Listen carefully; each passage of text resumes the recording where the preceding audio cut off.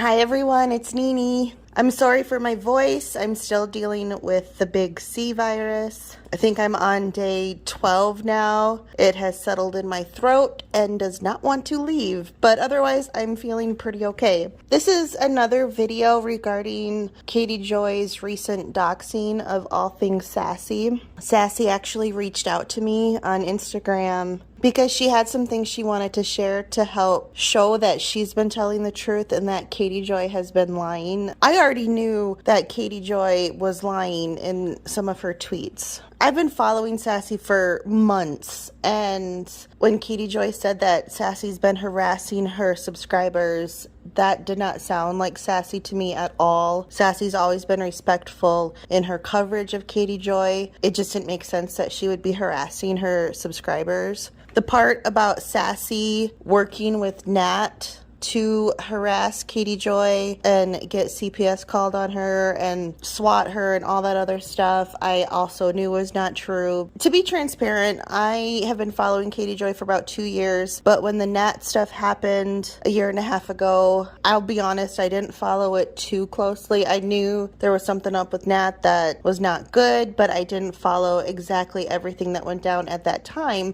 But I also knew that Sassy had done something to stick up for Katie Joy.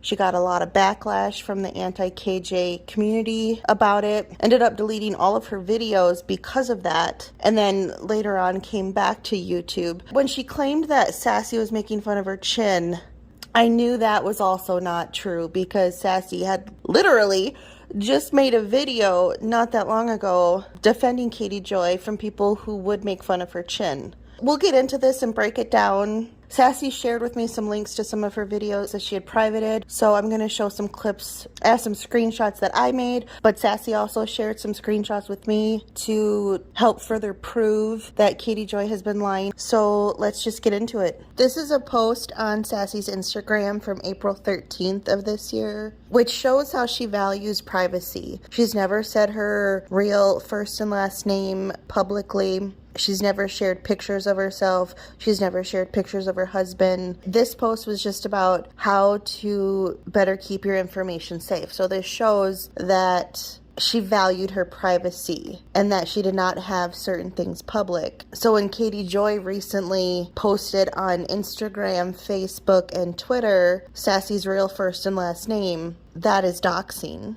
She also shared pictures of Sassy's husband, and she shared pictures of Sassy's face, which again is doxing because they did not have this information out there publicly.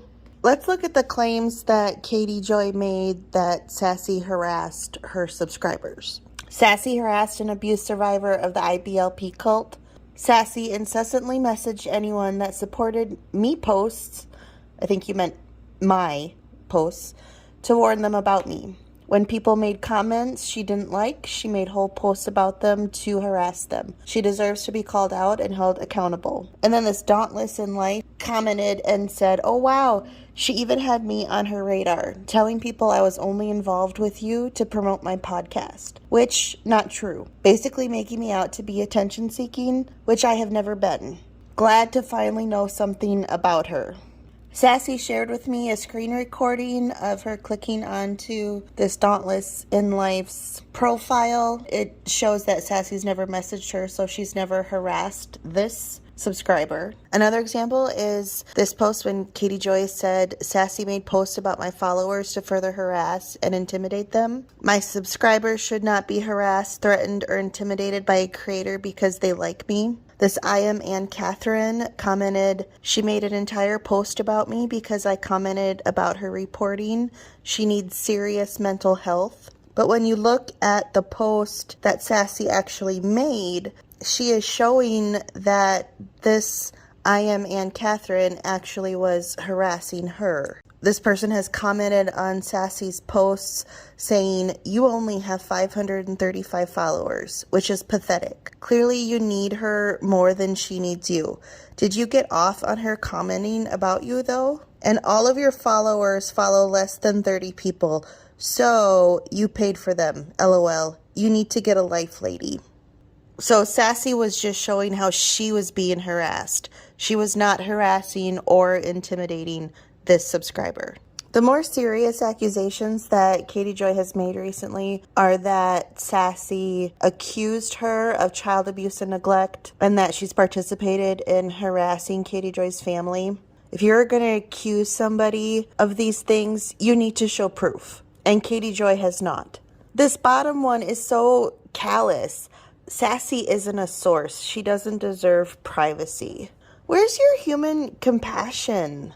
Regarding being accused of child neglect, I think everybody in the anti-KJ community has pointed out how Katie Joy seems to prioritize social media and the internet over her own son. I mean, how many clips out there are there of her shutting the door in her son's face or ignoring him when he's screaming for her from the other room? But that's not accusing somebody of neglect in a legal sense. That's just saying you're a shitty mom, basically. As far as harassing Katie Joy's family, Sassy actually made a post on Instagram on April 4th sticking up for Todd, Katie Joy's husband. She says, Todd gives that kid way more attention than the mother ever does. Todd takes care of his son. Sure, we criticize things here and there, but it's unfair and really isn't about her husband. And then she limited comments on that one because she didn't want to talk about Todd or their son. She wanted to keep the conversation about Katie. And now for the accusation that I don't know if I would call this a bold accusation or a stupid one. Katie Joy claiming that Sassy stalked and harassed her and helped her stalker, Natalie Kennett. She's actively tried to ruin my reputation and harassed me by inserting herself into lawsuits. There's so much proof that Sassy not only did not help Natalie, but she tried to help you, Katie Joy. So I'm going to play some clips now from a video that is private now that Sassy made from November 17th, 2021, where she explained how Natalie first contacted her and how she learned that Natalie was dangerous and how she tried to reach out to Katie Joy and warn her. Friday, June 18th, I opened up my Twitter and I had a message from a random person that said they saw one of my clips that I had uploaded of Katie in her office discussing the George Floyd thing. Her son was screaming at the top of his lungs for his mom to stop yelling.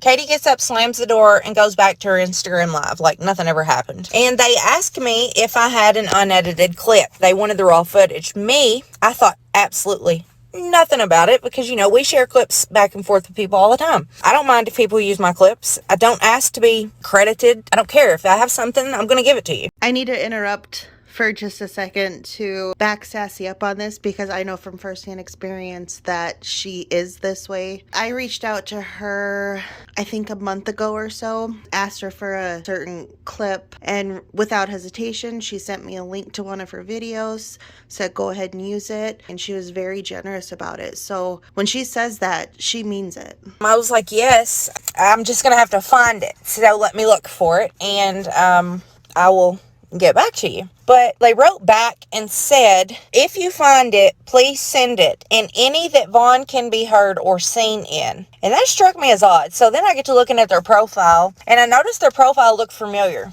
but I didn't know who it was. So I sent it to a friend, and I asked them, do you know who this is? And they responded with, yes, that is Nat from the declarations in the Toddy case, Nat. Sometimes she's a little off.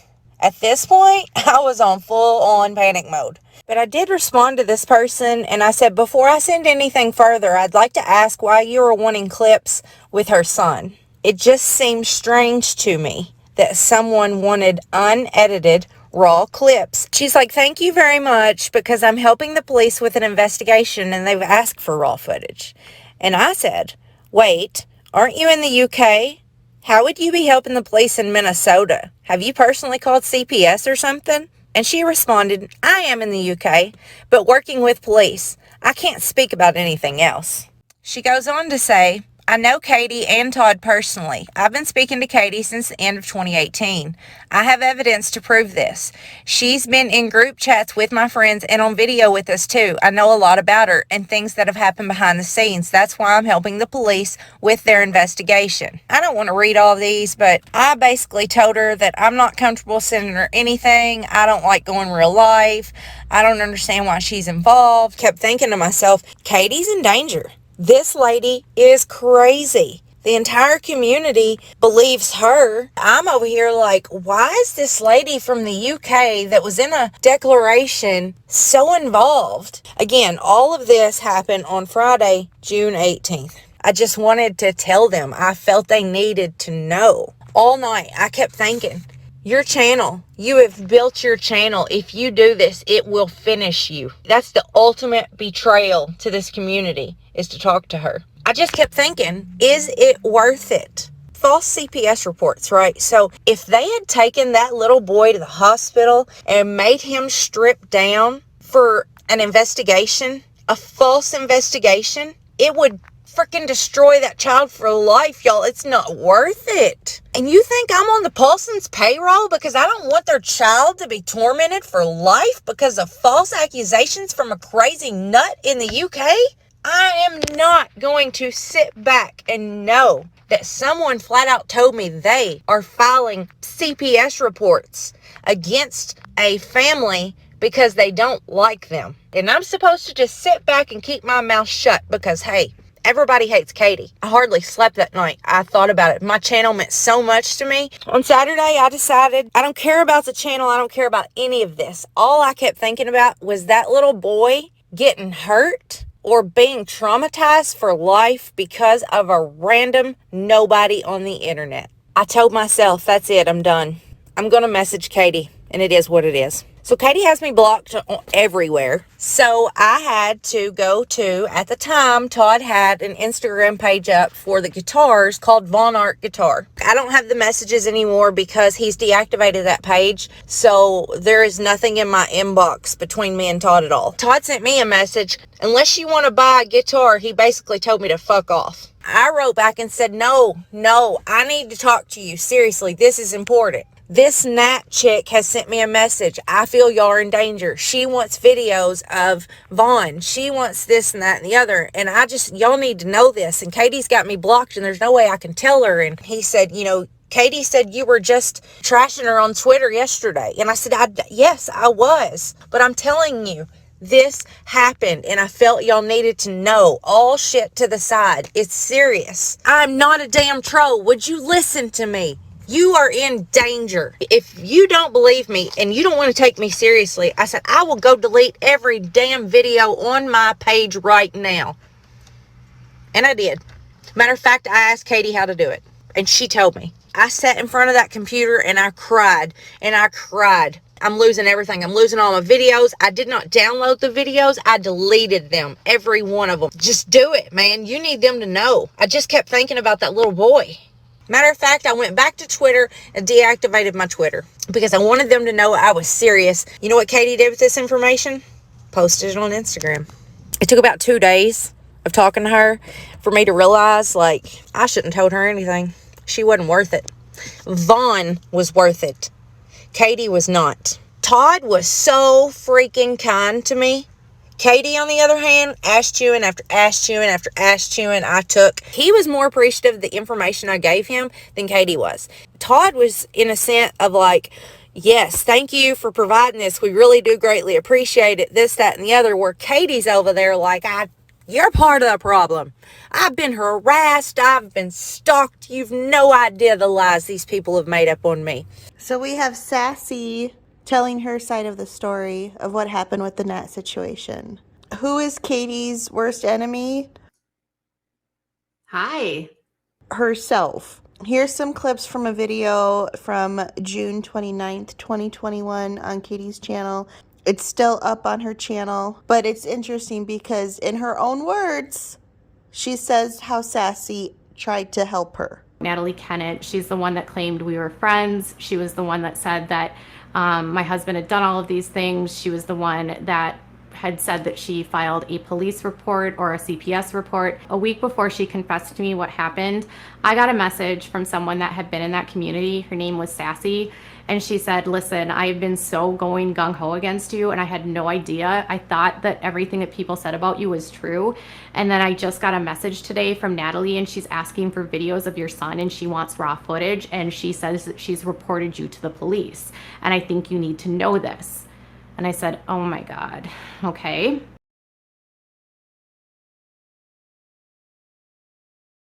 She was basically reaching out to Sassy, asking Sassy for videos of my son because she claimed that my husband was doing things and that I had a friendship with her and admitted this to her. Once Sassy started giving us information, a couple days later, I was really feeling stressed out, and I said, Natalie Kennett, leave me alone. We are not friends. We have never been friends. I didn't video chat you. And I shared screenshots of her basically talking to Sassy, and she's talking about like having this relationship with me, and she's doing this from an account, speaking to Sassy about me. So Katie Joy had seen the messages between Nat and Sassy and how Sassy was not working with Nat, and she still made those accusations that they were working together to harass her. Another name came out of the picture that I had never heard before, with a person by the name of Little Miss Noble, whose name is Katie.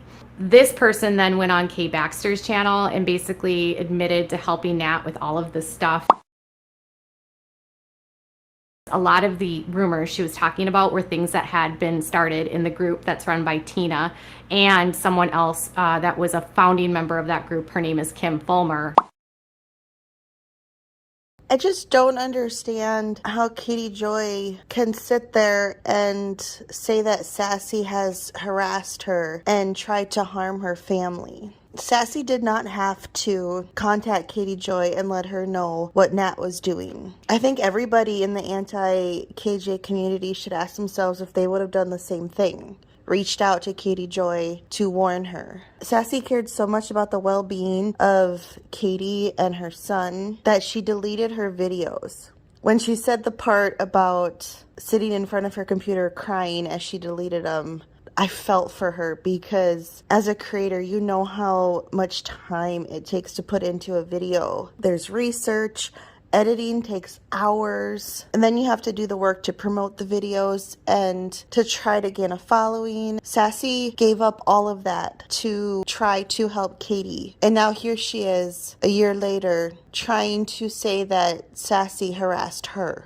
Katie obviously doesn't think straight most of the time, in my opinion. A screenshot that Sassy shared with me is DMs between the two of them. Katie asked Sassy, "Why are you blocking me?" But also in that same time frame, she had posted that she had blocked Sassy. She just can't keep straight in her mind everything that's going on. And now for the chin comment. Katie Joy said, "Please keep mocking my forehead and chin." I would love to see a screenshot or a clip of a video of Sassy mocking Katie's appearance, because there is none. This comment really bothered me because Sassy had just made that video defending Katie Joy from people who were making fun of her for her chin. So I'm going to play some clips of that. Her critics like to use her chin as a way to attack her. I don't think it's fair. It's something she was born with. We are all self-conscious about something, and it's just a fact. There is not any one person that feels that they are perfect from head to toe. So is it really fair to attack Katie on something that she cannot control? She can control it. She can get the surgery, but it's not fair for us to expect her to have like a $4,000 surgery just because we think her chin looks crooked. It's not something we should be attacking her for. I had commented on that video and I said, "My thoughts on her chin. She makes fun of other women's looks and bodies. She just posted on Instagram that Kim Kardashian couldn't fit in her dress. She has said it looks like Janelle Easton isn't using tummy tea and obviously has the munchies.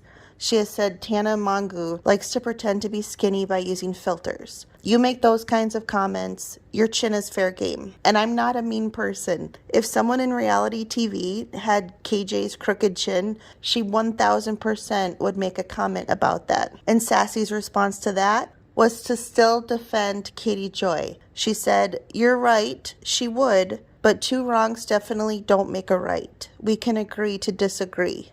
Katie Joy, you better show proof that Sassy harassed your subscribers. Screenshots of DMs, email messages, comments, whatever. You need to show some proof of that. You need to show proof that she contacted 7M or Todd Chrisley to egg them on.